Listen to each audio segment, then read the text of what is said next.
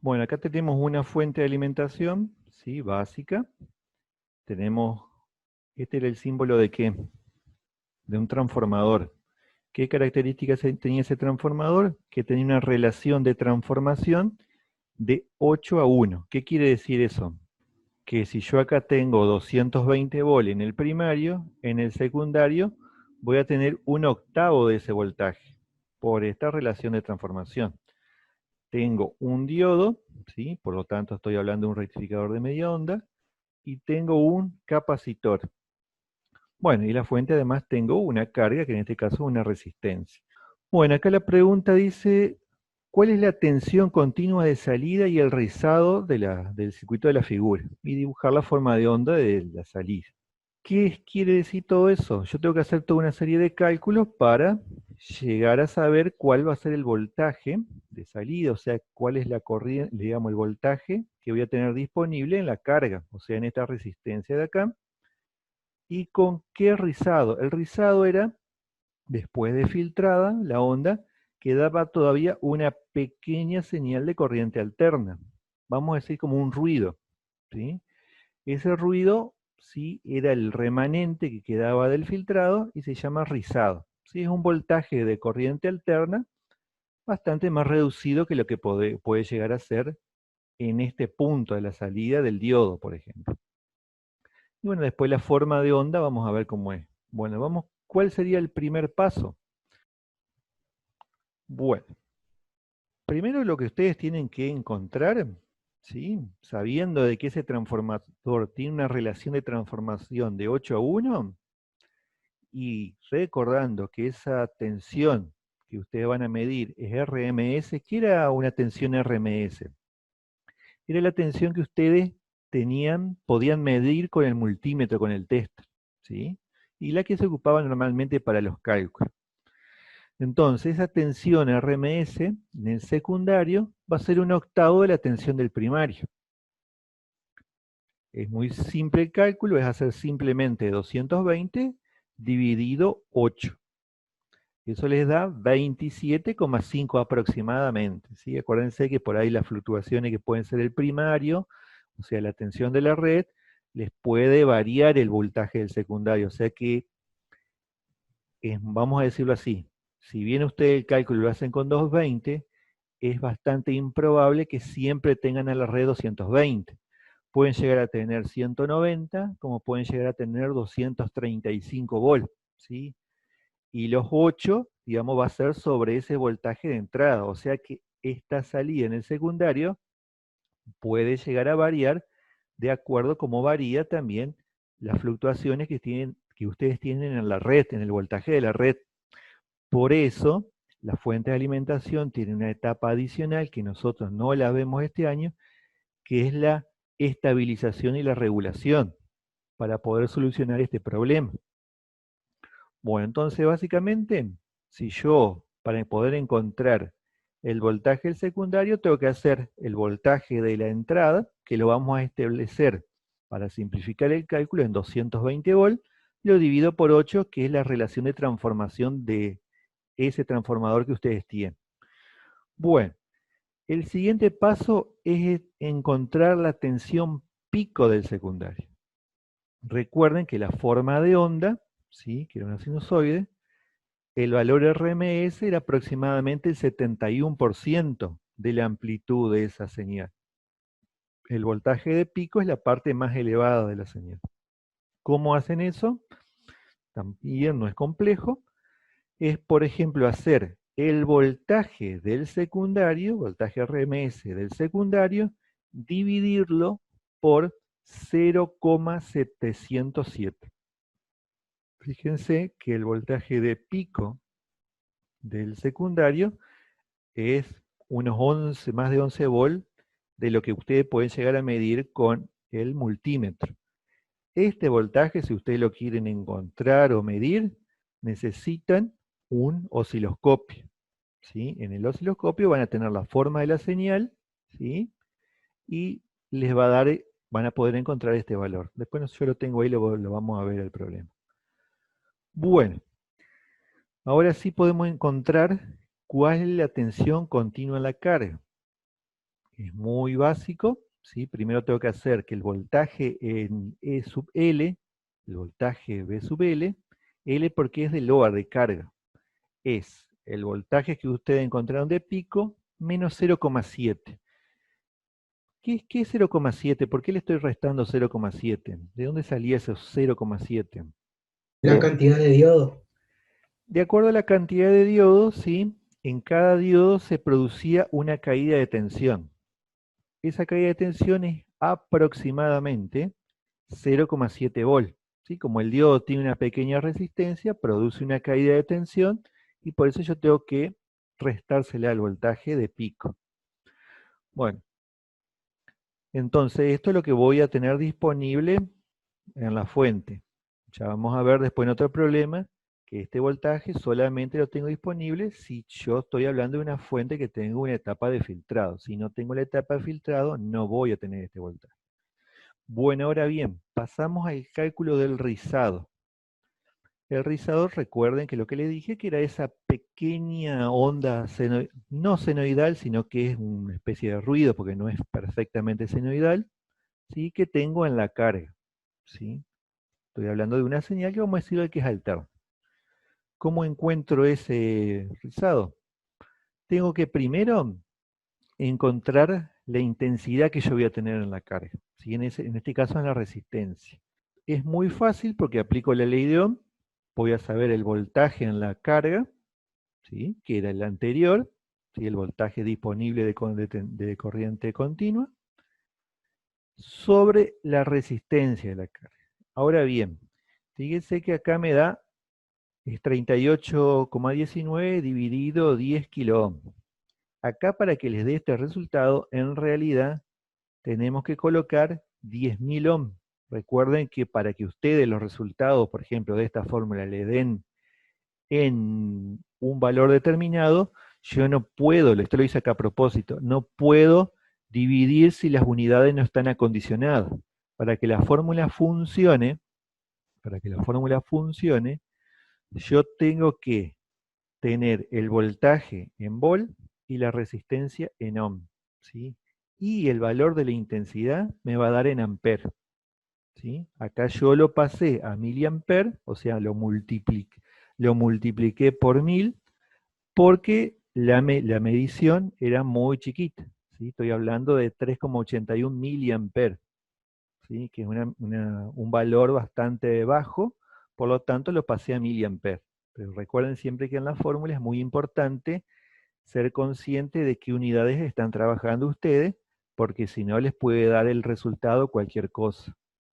Bueno, entonces, primero encontrábamos la intensidad en la carga, o sea, cuál era la corriente que pasaba por la resistencia. Acto seguido, aplicar esta fórmula. ¿Sí? Esta fórmula, ¿qué es lo que usa? El voltaje de rizado dice que es igual a la intensidad que pasa por la carga, o sea, estos 3,82, dividido F por C. F es la frecuencia. ¿Cuál es la frecuencia? En el rectificador de media onda, la misma frecuencia de la red. En el caso de Argentina, 50 Hz. Y el C es el 47. ¿Sí? Que el 47 son microfaradios. Como resultado, me da que la tensión de rizado es 1,62 volt pico a pico. ¿Sí? Ese valor de 1,62 yo lo puedo llegar a encontrar usando el osciloscopio. Si yo lo quiero medir usando un tester común, simplemente puedo aplicar otra fórmula más, ¿sí? Que es el voltaje pico a pico dividido 2 por raíz de 2. ¿Sí? Eso me va a dar 0,573 volt, que es lo que puedo llegar a medir con el tester común puesto en la función de corriente de voltaje alterno. Bueno, ese sería más o menos el primer problema, la parte de encontrar el voltaje de tensión continua en la carga y el voltaje de rizado. Bueno, la forma de onda, acuérdense que tenía este dibujito. Bueno, yo ahora esto mismo se los voy a mostrar con el simulador a ver si encontramos valores parecidos. Vamos a ver. Vamos a volver para atrás para que nos quede. Teníamos que el voltaje en el secundario era 27,5, después ya vamos a volver a esto. Después tenía que era 38,19 la tensión continua. El voltaje de rizado, que yo puedo medir con el tester, 0,573. Vamos a ver si me da eso.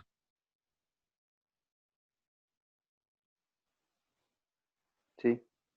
Bueno, este sería el circuito, ¿sí?, de que estuvimos hablando. Tenemos el transformador de la relación de transformación 8 a 1, tenemos el diodo, el capacitor y la resistencia de carga.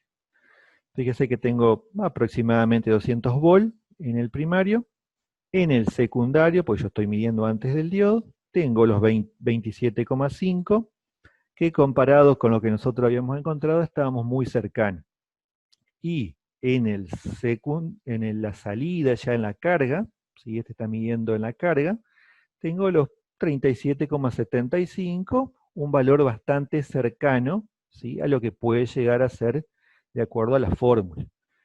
Bueno, si yo quiero medir en este punto el rizado, simplemente tengo que hacer, en vez de medir en corriente continua, medir en corriente alterna. Y fíjense que mido 545, 550 milivolt, ¿sí?, que ese sería el rizado, sería la amplitud de esta señal, que es de color celeste, ¿sí?, que es un valor muy cercano también al que llegamos con el cálculo, ¿sí? Entonces se corrobora.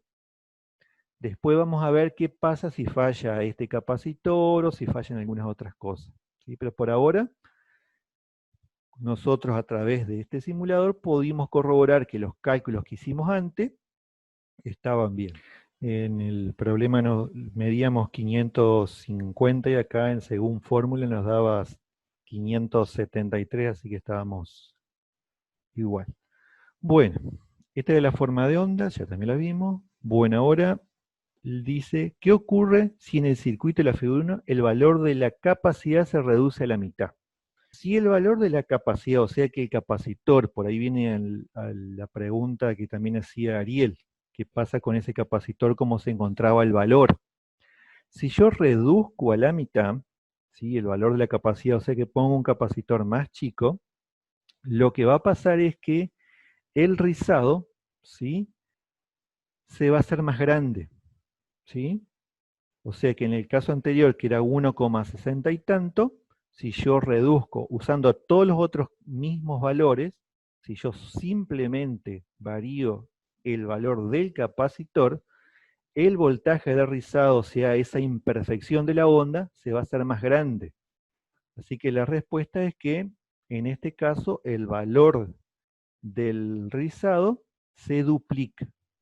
Lo mismo va a pasar si yo duplico el valor del capacitor, si yo lo aumento, lo hago más grande, el valor del rizado va a tener una amplitud menor. Ahora bien, no puedo disminuir infinitamente ese valor porque en realidad me va a dejar de funcionar esa fuente, porque el capacitor va a querer generar un cortocircuito, porque va a ser de un valor tan grande de que puede llegar a romperme el diodo, por ejemplo. Pregunta número 3. Si en el condensador del ejercicio 1 estaría abierto, ¿qué pasaría con la tensión de salida? Si, por ejemplo, se rompe el capacitor, ¿sí?, ese filtro, y queda abierto, ¿qué va a pasar con la tensión de corriente continua en la salida?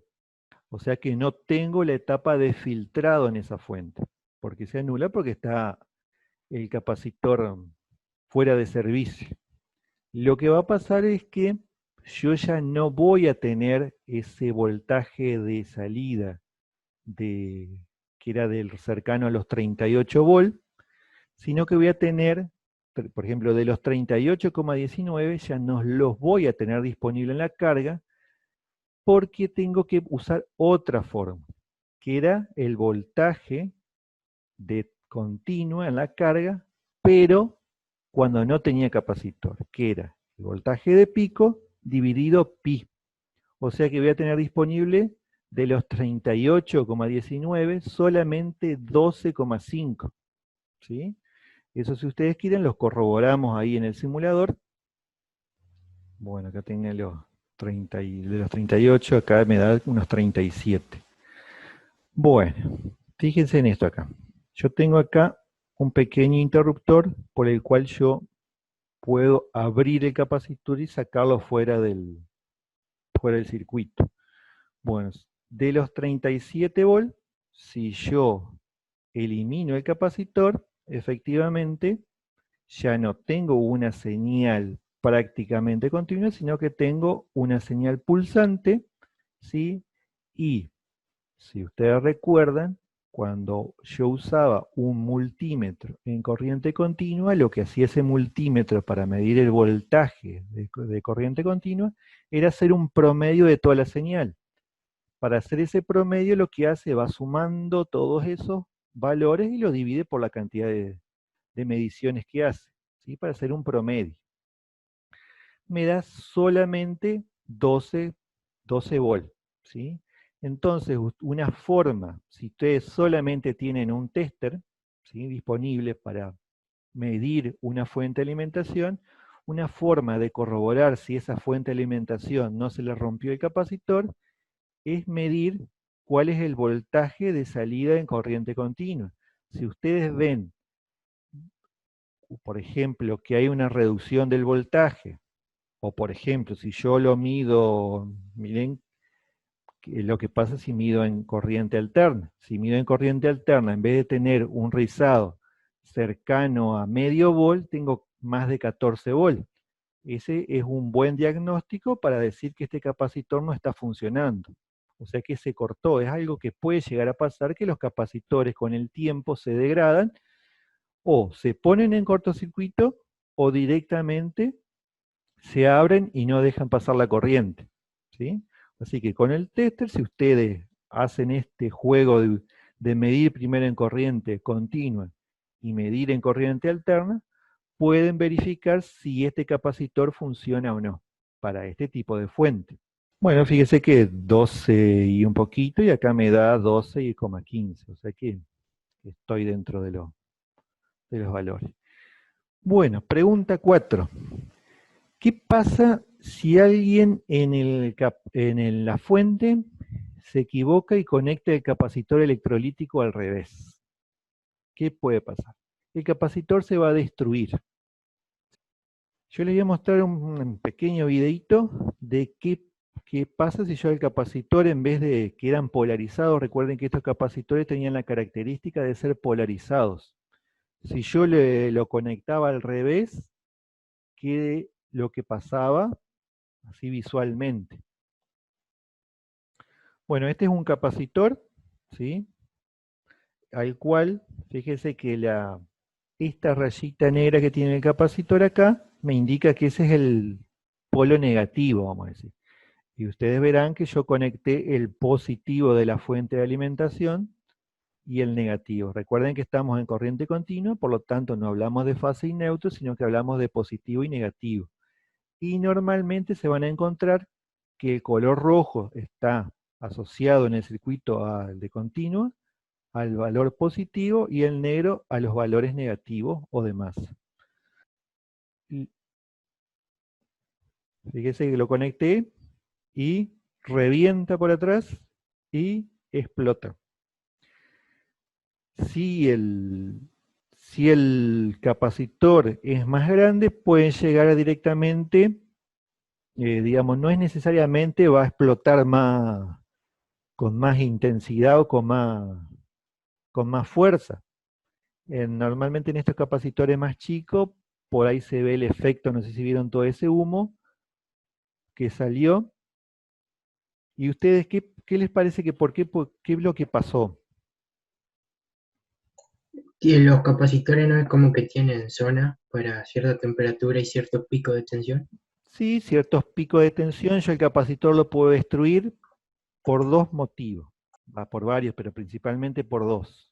Uno es que, por ejemplo, un capacitor que es para un voltaje de funcionamiento de hasta 12 volt o 16 volt, le doy 50 volt, lo voy a romper, ¿sí? Va a pasar algo parecido a eso. O si lo conecto al revés. En este caso, al conectarlo al revés, ¿sí? Lo que pasó es que los líquidos que tienen adentro entran, vamos a decir, a hervir, ¿sí? Hasta llegar a un punto de que revienta. El capacitor tiene cierta zona, porque digamos es algo que puede pasar, ¿sí? Algo que puede pasar. Por lo tanto, el fabricante ya ha hecho algunas zonas que son más sensibles para romperse y que no van a hacer que explote tanto. No sé si los han visto que arriba parece que tiene como una cruz, como un signo más. Eso no es nada de polaridad, simplemente es que en el aluminio de la carcasa, el fabricante ha hecho unos pequeños cortes para debilitar la estructura, entonces que pueda reventar por esa zona. O revienta por la zona del tapón de goma que tiene abajo, o directamente en el aluminio, en la parte superior, que son las dos zonas. A veces no necesariamente el capacitor está cortado digamos, o está en cortocircuito, hay estados intermedios.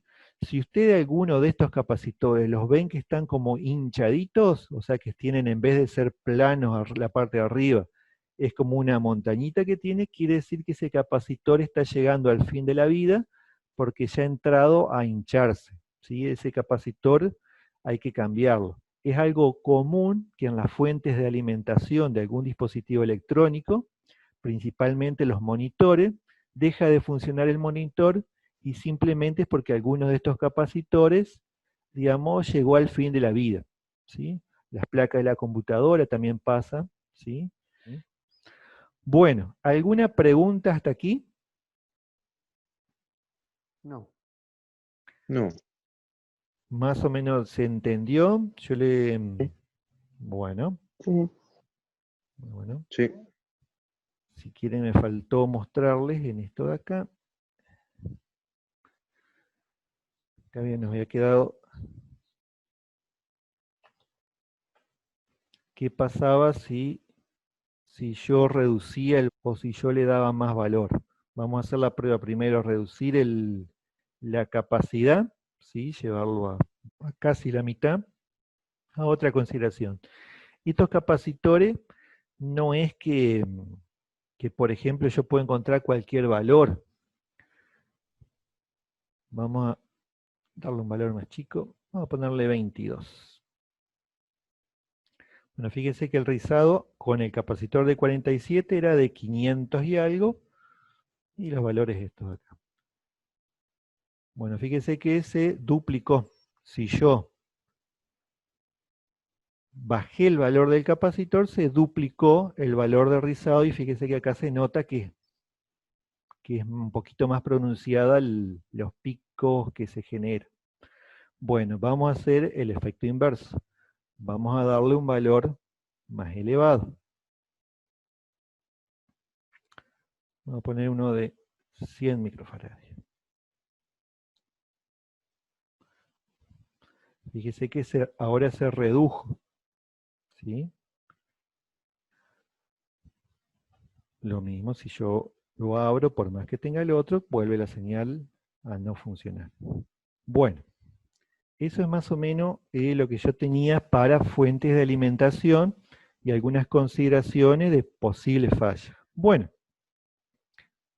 ninguna pregunta de fuente, consulto. A ver, ¿cuántos entonces tipos de sistemas de rectificación teníamos? Media onda, que usaba un solo diodo, onda completa, que usaba dos diodos, pero necesitaba de un transformador que tenía, vamos a decir, dos Doble secundarios. salida. Y después, ¿cuál era el tercero? Que por ahí lo mencionaron. Puente. En puente. ¿Qué característica tenía? ¿Cuántos diodos usaba? 4. 4 diodos usa, pero, por ejemplo, ya no necesito un transformador con una salida adicional, ¿sí? Con un simple transformador de un secundario ya puedo hacerlo funcionar. ¿Qué desventaja tenía el rectificador en puente en cuanto al voltaje de salida? Que yo tenía que tenerlo en cuenta a la hora de elegir el transformador. El La voltaje que pérdida se de pierde los con los diodos. diodos. Que al pasar la corriente por los diodos generaban una caída de tensión el doble que en el rectificador de doble onda. O sea que en vez de tener una caída de tensión de 0,7 tenía una caída de tensión de 1,4. ¿Sí? Bueno, el filtrado, ¿para qué se usaba entonces? ¿Cuál era la función? Si Para yo aplanar la curva. Para aplanar la curva, yo tenía en cualquiera de las alternativas de filtrado, tenía una onda pulsante, ¿sí? Yo con un filtrado, que podrían ser de diferentes tipos, para el que nosotros vimos, usaba capacitores, ¿sí? Suavizaba esa onda de salida, ¿sí? Bueno, si ese capacitor entra en corto, la fuente no va a funcionar y es muy probable que va a cortar el fusible del primario, ¿sí? Si el capacitor se corta, ¿sí? Que puede ser que se corta solo, ¿sí? Ustedes podían detectar que el rizado de esa fuente de alimentación iba a ser prácticamente el mismo que el voltaje de salida. Eso indicaba que el capacitor no estaba cumpliendo ninguna función, ¿sí? Y de que lo más probable era que esté cortado, ¿sí? Con esa, si, por ejemplo, a ustedes se les rompe un diodo, ¿sí? Lo pueden llegar a detectar en el rectificador de media onda porque no vamos a tener una salida de continua digamos, en la carga, ¿sí? Y eso en cierto modo es peligroso porque se va a romper lo que ustedes conectaron, a la vez que si tenían un capacitor y está dejando pasar el diodo, el semiciclo negativo, sería como que si yo conectaría el capacitor al revés, ¿sí? Por lo tanto se les va a romper el capacitor también, ¿sí? Y es probable que también corte el fusible. Es muy probable que se rompa primero el capacitor y después se corte el fusible en ese caso. En el caso de un rectificador de doble onda o de onda completa, si falla un diodo, lo podíamos llegar a detectar, ¿sí? Porque hay una variación del voltaje que debería dar esa fuente en la carga, pero también y principalmente la frecuencia que yo tengo en la salida de los diodos. Recuerden que en el rectificador de doble onda y de puente se duplicaba con respecto a la entrada, ¿sí? O sea que si yo tenía 50 Hz a la entrada del primario, ¿sí? A la salida de los diodos, en el rectificador en puente y el rectificador de doble onda, tenía 100 Hz. Si ustedes con un frecuencímetro miden la frecuencia de la salida y en vez de darle 100 Hz le da 50, es un indicativo de que alguno de los diodos del puente o del rectificador onda completa no está funcionando, ¿sí? Si el diodo se corta o si el diodo se pone en cortocircuito, por ahí son comportamientos que lo van a detectar ustedes en los voltajes de salida de esa fuente, ¿sí? Pero eso lo van a ver bien en detalle el año que viene.